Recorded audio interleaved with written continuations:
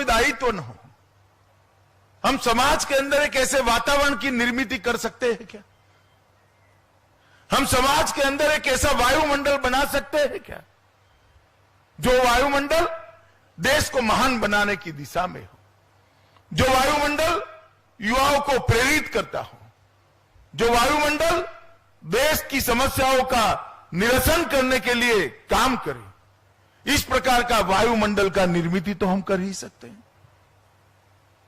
और संकल्प लेने का वर्ष है, विशेषकर भारतीय जनता पार्टी के कार्यकर्ताओं के लिए, क्योंकि हमारी पार्टी की स्थापना ही महान भारत की रचना के लिए हुई है। हम सत्ता के लिए राजनीति में आए हुए लोग नहीं, हम विचारधारा से बंधे हुए लोग हैं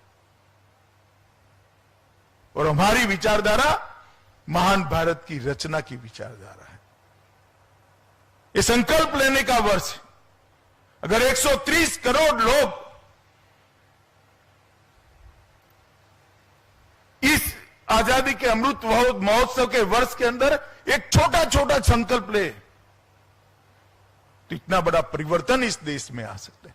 संकल्प भले व्यक्तिगत हो, एक छोटा सा 10 साल का बच्चा कह देगा कि मैं जीवन में कभी ट्रैफिक के नियमों को नहीं तोड़ूंगा, और पूरा जीवन अगर वो नियम नहीं तोड़ता है तो बहुत बड़ा कंट्रीब्यूशन होगा। एक छोटी सी 3-4 साल की बच्ची अगर संकल्प ले लेती है कि मेरे जीवन में मैं भोजन की थाली में जूठा अन्न नहीं छोड़ूंगी, अन्न का बिगाड़ मैं नहीं करूंगी, तो बहुत बड़ा परिवर्तन देश के अंदर आ सकता है।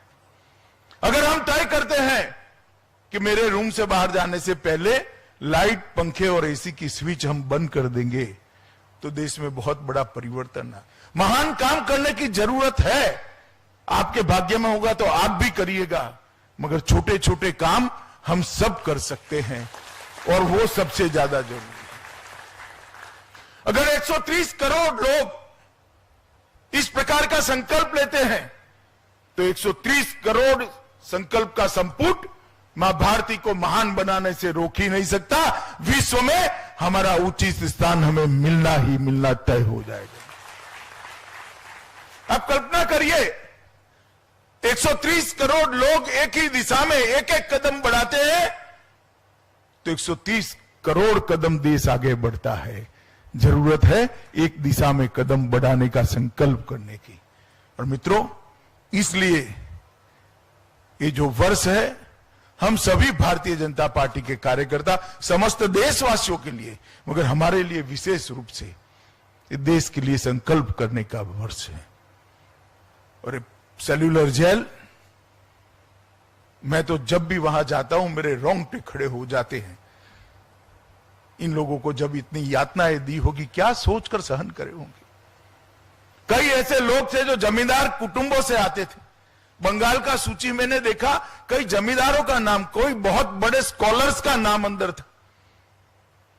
कई बड़े धनपतियों के बेटे यहां जेल में रहे और कोल्लू में बेल की जगह बंद कर तेल निकालने का काम किया, कोड़े खाए, पारावार यातनाएं सहन करी, और सामने घनघोर अंधेरा था। एक ऐसी सत्ता के सामने वो लड़ रहे थे जिसका सूरज कभी डूबता नहीं था।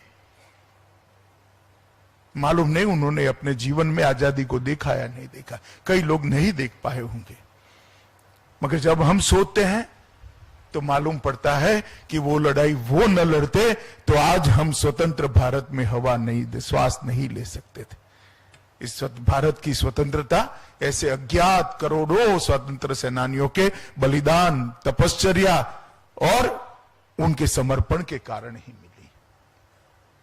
और ये वर्ष है उनके सपनों का भारत बनाने का, और मोदी जी ने अभियान आगे बढ़ाया है।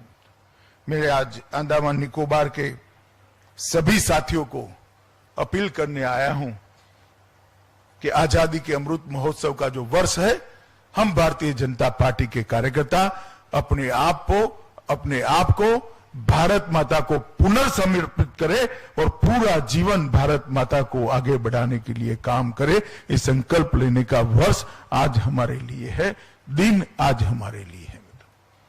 यही अंडमान निकोबार की भूमि पर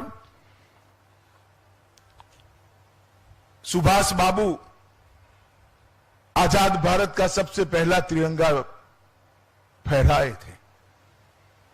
भले आजादी अल्पजीवी निकली, मगर आजादी के लड़ने वालों में वो महान योद्धा ने देश के एक भूभाग को आजादी दिलाने का काम किया था। बहुत बड़ा कठिन सफर उन्होंने तय किया था। सबमरीन के अंदर और कार में 35,000 किलोमीटर का सफर तय कर ये आदमी ने उस युद्ध के अंदर भारत को आजाद कराने का प्रयास किया था। आप कल्पना करिए, कहां कलकत्ता है, कहां बर्लिन है, बीच में अफगानिस्तान आता है, रसिया आता है। ये सब घूम घाम कर अंग्रेजों से नजर बचाते बचाते बर्लिन पहुंचे और आजाद हिंद भारत की स्थापना की। सिंगापुर पहुंचकर वहां सरकार बनाने का काम किया।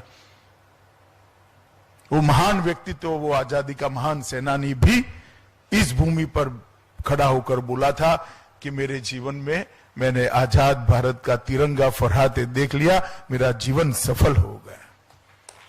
ये वो भूमि, अंडमान निकोबार वो भूमि।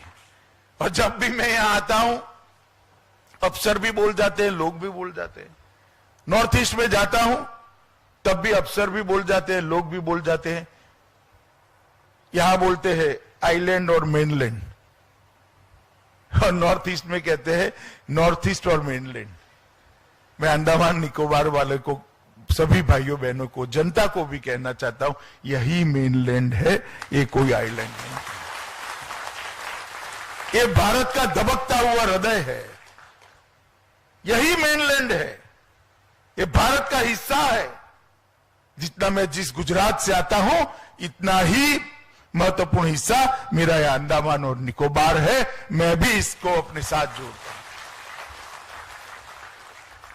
क्योंकि स्वतंत्रता का सबसे बड़ा संग्राम और देश भर से स्वतंत्र सेनानी जो लड़ते थे, इन्होंने एक बहुत बड़ी तपस्या यही यज्ञ वेदी के अंदर आहुति देकर करी थी। इससे बड़ा कोई स्थान हो नहीं सकता।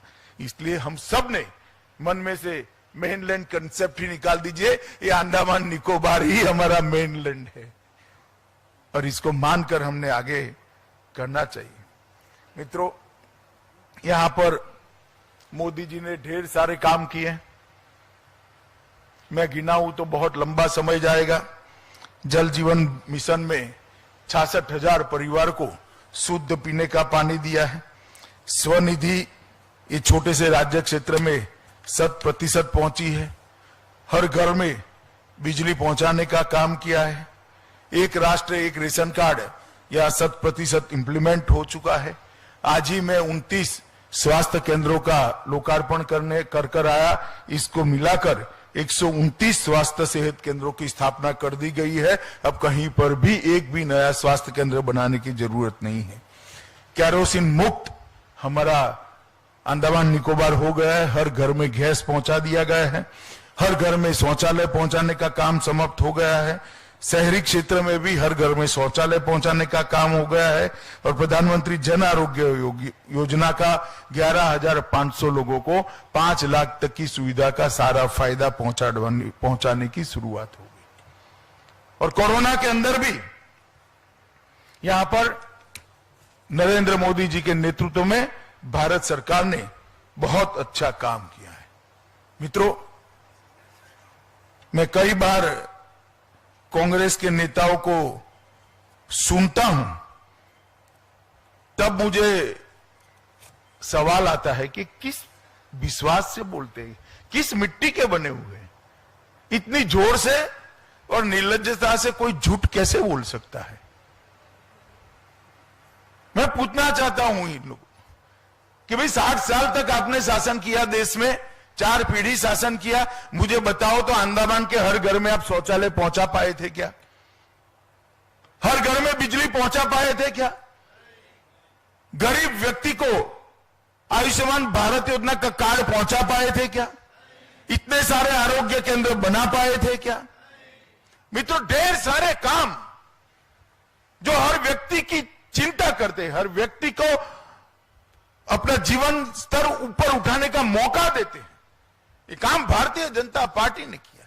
आप कल्पना करिए, घर के अंदर गैस नहीं है और माता धुएं वाले घर में रहती है, लकड़ियां जलाकर, टहनियां जलाकर, कंडे जलाकर खाना पकाती है, उसकी स्वास्थ्य का क्या होगा?